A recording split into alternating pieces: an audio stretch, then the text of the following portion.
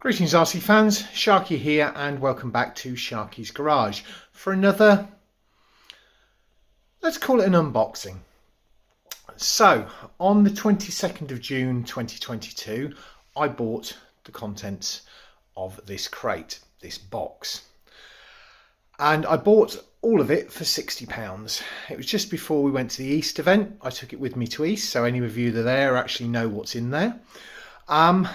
And it's a bit of a beast. So what is it? Well, before we get onto that, don't forget to do the usual things, like, comment and subscribe, and we'll get down to what's in the box and what's going to happen with it.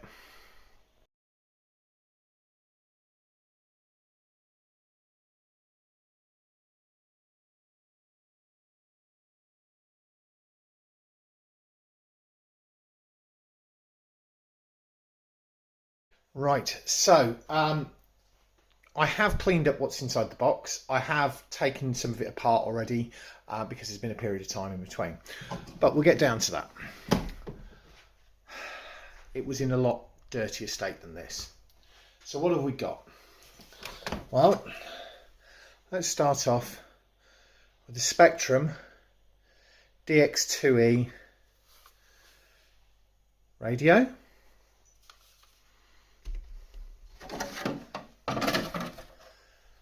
This is the shell, which has been butchered, and this, let's see if I can get a better angle on it, with its wonderful exoskeleton at the back. Well, once we take the box off the table, I'll go through it in more detail. Is an ECX Torment RC car that has had some work done. I'll put the car to one side. We'll go through the rest of what's in the box. There is one other thing that's not in here. So this was filthy in here. There's a lot of stuff in here. So I've kind of put stuff into pots, cleaned it up. We've got a charger. We've got a fusion podium,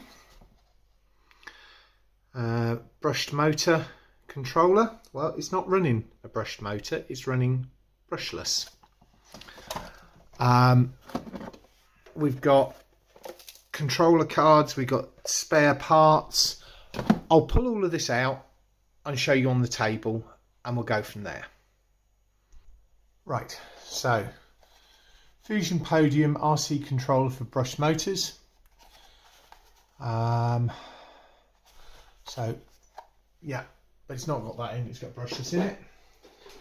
Came with Fusion Typhoon programmable charger and battery balancer. This is also interesting to see this on the end because this is important because it came with 3 batteries, which I'll come on to in a minute. It's got Kesbin waterproof 430 motor ESC and programmer card, which is for brushless, which is what is actually in it at the minute. And there's the programmer card in there. Put that back down here in the box. Spare parts wise, it's got some original ECX spare parts. So it's got a spur gear, which is a 48 pitch 87 tooth. It's got a Horizon Hobbies long plastic, yeah, so this is the drive shafts, and it's got a spare set of arms. So they're the original parts that it's got in there in that tub. Moving on to the electronics, it has got, this is the Fusion speed controller thing. There is a spare brushless motor, so I don't know what works, what doesn't work. There's a Toro programmer card. I don't know what that one's for. There is what looks to be an old charger setup. There is a spare receiver for the Spectrum. Some sticky pads. So we'll put all of that back in that little box.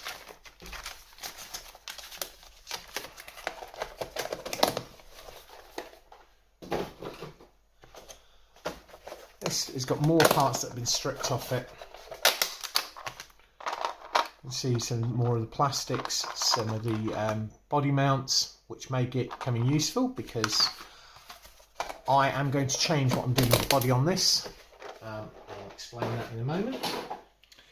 Got this little pot here, which has another spare gear in it. I don't know what the heck's happened to that. Looks like a blown up diff. Spare springs, screws and all of that. These were just loose in the bottom of the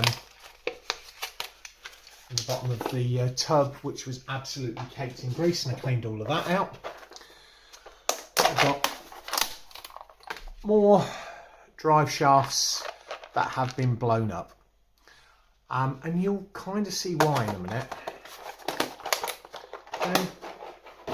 We've got other spare plastics off the sides. That looks like something off the rear end because it's got a custom rear end in it. And this had the rear mud flaps on and was the rear bumper originally. So I've got that as well. One of these. Some stickers. We always like stickers. It also came, and I can move it down and angle it back now because we're going to talk about this in it. It didn't have one of these leads because it's got it all attached on there, but it has got a voltage meter on there, just in front of my finger there. I'll show you in a second. But it came with 3 of these, which are hard case 2S lipos. They are 5600, 50 to 100C discharge rate, Turnigy batteries, and they're all good. So I got 3 2S 5600 packs, the Spectrum receiver, the car. I also got a drift chassis, a 1/10 drift chassis, which is elsewhere at the moment. And then we got this. Now, I need to take this apart because the rear diff is blown out. Let's start at the front end, because the front end, you can see it's got a massive bolt on it that's being held on with cable ties to keep the front end down. The front shocks are looking a bit blown out, but it works and the steering works on it. Okay, it looks in there, we can see, the blue in there, the blue anodized blue. It's had some aftermarket alley front spot on it because it's a 2-wheel drive buggy. The battery pack goes in here. There was a dodgy light system set up on it. I really don't know what the heck was going on with that. That's the receiver. Here we've got for connecting the battery up in it. I've just, because I've been running these batteries elsewhere, put a separate lead on it with a Dean's on it. And we will be switching over onto a Dean's system on this because, yeah. So it's got a voltage meter on it. The 9-volt battery down there is for weight, but also because it was running some dodgy lights. They've obviously blown out some tyres. The person who had this had made a exoskeleton with threaded bar and has made a really custom rear end. So when I got it, this body was on the front half of it. There, like that. That body's not staying on it. What I'm going to do is I'm going to take the front half of the Mauler body, because you know I'm going to change things over on the Mauler. I'm going to cut the Mauler body just behind the roof section and mount that over the front here, which I think will work really well.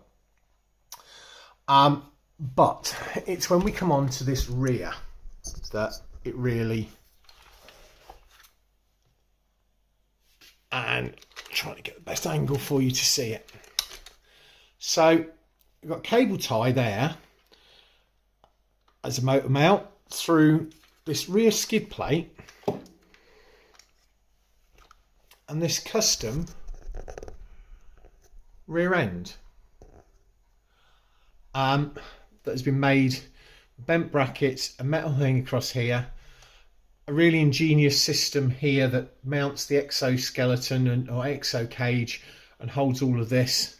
It's even got this way on those. It's obviously blown off a set of tyres. It's got a brushless motor in there. At the minute, it's only got drive to one wheel. There are, I don't know whether you can see, metal bits in the back here. So what I need to do is strip this back end off, and I'm taking that across to Sean Baker, the chairman of the BERCC, because he has an ECX Torment. He's going to take it apart for me, that bit, and work out what replacement parts I need to replace the drive shafts and the gears and all the rest of it to get that back up and working. And then this is going to be my basher. So we're going to keep this wonderful exo cage system. I'll probably put new shocks on it to sort all of that out, and kind of make it a little bit better, because we've still got massive bits sticking out here. So yeah, £60. I've got 2 brushless motors. I've got 3 2S LiPo batteries, 5600s. I've got the Spectrum radio, and I got this and a drift chassis. So I think I got a pretty good deal. It's going to look pretty amazing when it's all done. It's going to be a long-term project. Hopefully I shall have it up and running for next season. I'd love to have it at East and then take it over and see Ian Sizer over at the basher side of things and absolutely bash the living whatnots out of it. If any of you want to give me a hand with this project, I know there are some of you out there have expressed some interest in doing that. I'm more than gratefully receive that, because it's not so, you know, wrenching is the one bit of the hobby that I am not great at. But this thing is monstrous.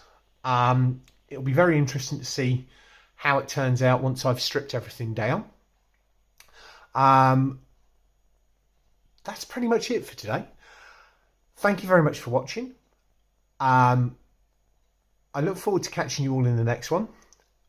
What I'm going to do in a minute is try and find the body off the mauler, so I can just show you that front end. And yeah, that's it for today. Catch you all next time. Right, so this is just to show you, this is my mauler body.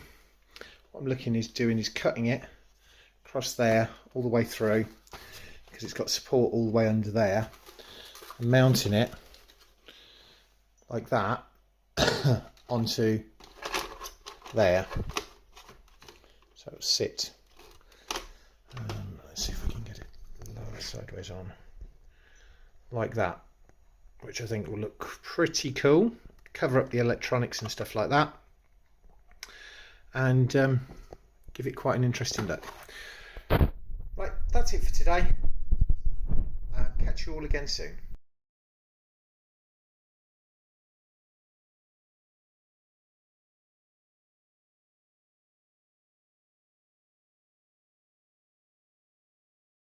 So it looks like I need to take the 2 screws out of there, the 4 out of there, and the 2 out of there, because we're just having an absolute nightmare. And if I take the 2 out of there as well, I think, we're lifting that off, I should be able to get the rear out.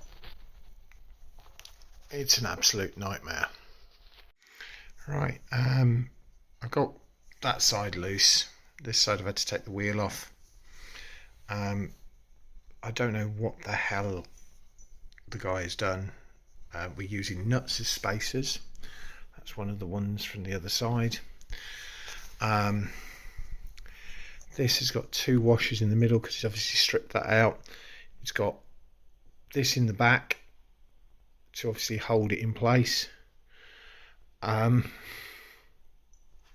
It's just wow, just absolute wow. So I'm hoping to get all of this off so I can take it over to Sean, but it's just like, I tried loosening this off to take this out, to take that section off. It's an absolute feat of engineering or something. This is one of the drive shafts. You can see it's threaded bar, joined on both ends. Don't know what that connects to in there. It could just be that the reason why it's gone is because it's sheared a pin. I'm guessing that that could be the problem,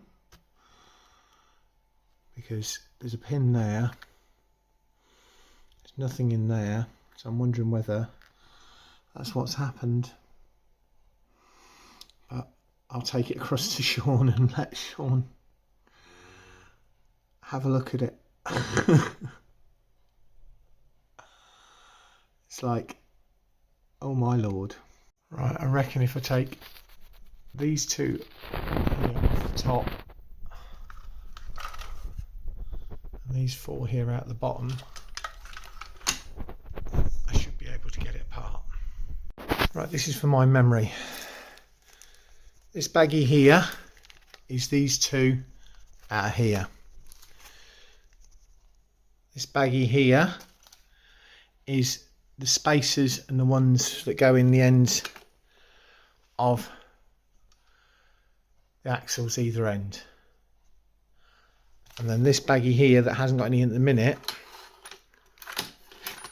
will have these four that go in the bottom. Right, I've got it apart to this stage. That was the metal plate that was in here. That one's obviously set in there. That's all of those. That's the drive shafts. It may be that this gearbox is actually okay, but I don't know enough about it, so I will pass that over to Sean and see what he says.